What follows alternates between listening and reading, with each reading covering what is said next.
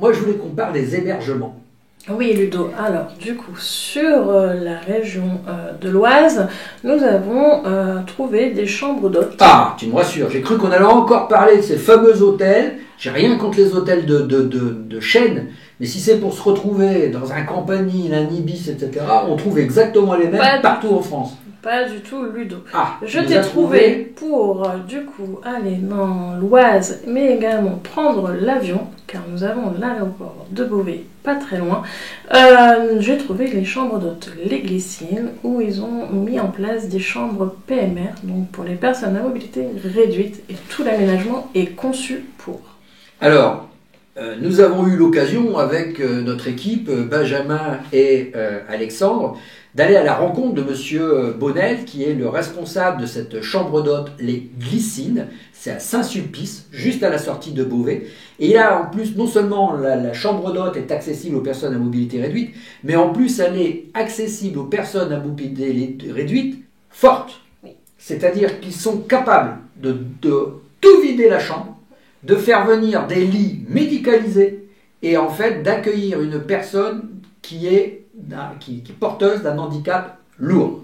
Voilà. Et bien écoute, le mieux c'est qu'on regarde tout ça en images. On y va. Voilà, donc nous sommes maintenant à la chambre d'hôtes Les Glycines, une chambre d'hôtes un petit peu particulière. Elle a ouvert il y a 13 ans et son propriétaire, Monsieur Bonnel, a souhaité effectivement ouvrir son établissement aux situations de handicap. Je vous propose d'aller le rencontrer tout de suite. Voilà, donc j'étais en train d'expliquer à nos téléspectateurs que vous avez cette particularité, Monsieur Bonnel, d'avoir créé ici, au sein de votre chambre d'hôtes, tout ce qu'il faut pour accueillir les personnes d'exception. Oui, c'est un sujet sur lequel on est assez sensible. Et on a souhaité, au moment où nous avons créé cet établissement, pouvoir avoir un accès pour nos amis handicapés. Et puis nous avons essayé aussi, pendant toutes ces années, d'attirer le monde du handicap, parce que c'était compliqué de pouvoir se faire connaître. Et nous sommes ravis, 13 ans après, d'avoir beaucoup de populations en situation de handicap, ce qui est très enrichissant pour nous, mais aussi pour mon fils qui a connu ça depuis tout petit en fait. Donc c'est très intéressant. Alors, vous m'expliquiez tout à l'heure un point également très, très intéressant et surtout ça montre votre volonté en fait de pouvoir accueillir les personnes quel que soit leur handicap et même s'il est lourd. Vous m'expliquez que dans votre chambre handicapée, qu'on va aller voir après, vous êtes en mesure de déshabiller la chambre et l'équiper carrément de lits médicalisés spécialement pour pouvoir recevoir des cas lourds. Tout à fait, parce qu'il y a des centres qui ont effectivement des handicapés très lourds et donc qui ne peuvent pas se mouvoir du tout. Et donc il fallait trouver la solution pour pouvoir faire les soins correctement, tout comme dans leur centre où ils sont hébergés. Et donc on a trouvé la solution avec les pharmacies et les partenaires qui sont dans la région pour effectivement débarrasser totalement la chambre et installer 2 lits médicalisés avec les malades de façon à ce que cela puisse être pratique pour les aidants qui viennent ici. Ça se fait très, très simplement finalement, ça a l'air compliqué mais c'est très simple à faire. C'est très intéressant pour les personnes aussi en handicap lourd, qui sont contents aussi d'avoir un lieu un peu mais bien sûr, de pouvoir vivre les choses comme une personne valide. Absolument. Alors, on a vu bien entendu hein, la beauté extérieure du site, gentil. Mais si vous le voulez bien, on est déjà curieux d'aller voir la suite de votre établissement. Très bien. On vous suit. On l'a appelé la chambre galet. Donc en fait, quand nous recevons des personnes à mobilité réduite, on change la configuration de la partie couchage et la salle de bain reste comme ça, on enlève juste les tapis et tous les accès sont disponibles ici. Voilà.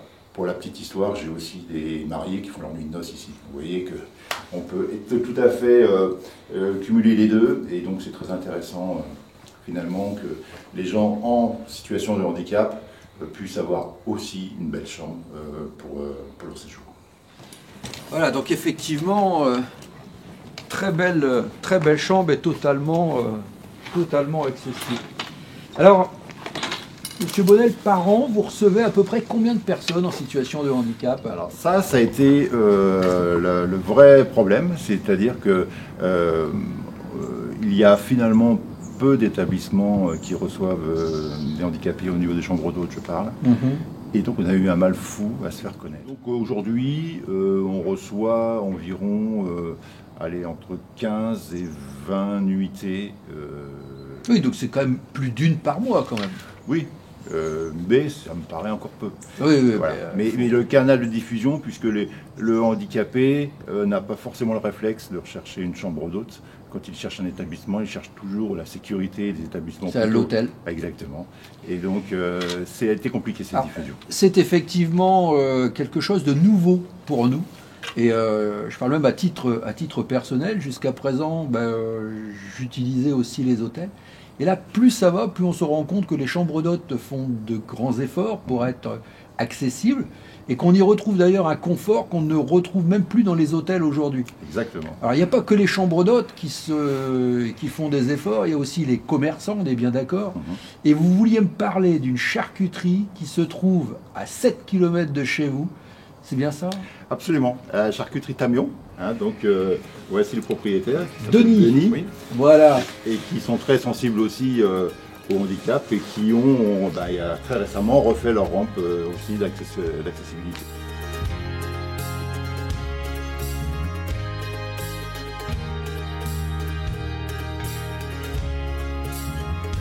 Je crois que ça permet de donner un petit coup de neuf au magasin. Et c'est vrai que maintenant, on a des gens qu'on n'imaginait pas avant qui viennent au magasin en situation de handicap.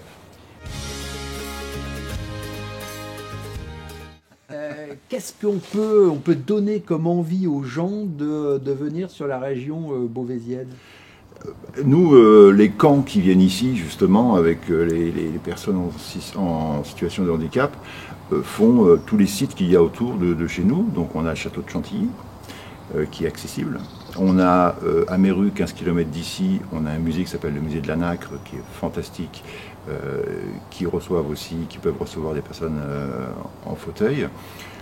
On a Beauvais, tout simplement, la cathédrale, et puis tout ce qui va autour de Beauvais, où les principaux endroits sont aussi accessibles. Donc on a quand même quelque chose d'assez étoffé. On a le plan d'eau du Canada, qui est un grand plan d'eau magnifique, qui est très arboré, qui est fantastique et qui est aussi accessible. Donc il y a beaucoup de choses à faire ici. Et puis ne pas oublier qu'une fois que vous êtes ici, vous êtes par l'autoroute à 1 heure du bord de mer, Fort-Maron et compagnie. Donc les camps font en général qui viennent ici, ils font Beauvais, Chantilly. Ça peut être une ville-étape. Exactement. Ça peut être une ville-étape. Point central et tout autour, il y a de quoi faire. Et puis il y a aussi votre parc.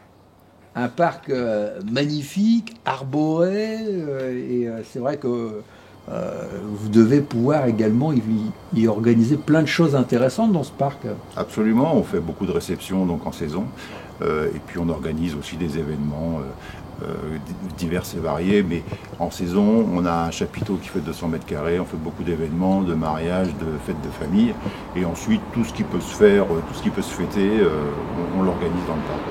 Donc M. Bonnel, ça fait déjà 13 ans que vous êtes installé ici. Combien de chambres en dehors justement de cette chambre PMR? Alors, en dehors de la chambre PMR, nous en avons 4, ce qui fait 5 en tout. Et on peut recevoir, c'est le maximum pour les chambres d'hôtes, on peut recevoir au maximum 15 personnes à coucher ici. Donc c'est très pratique pour les familles, c'est très pratique. Ce soir, je reçois 4 couples qui font des randonnées dans la région et qui viennent passer 2 jours ici et dîner sur place. Donc ça fait 8 personnes. Et donc ça permet d'avoir des familles, des groupes pour pouvoir dormir sur place.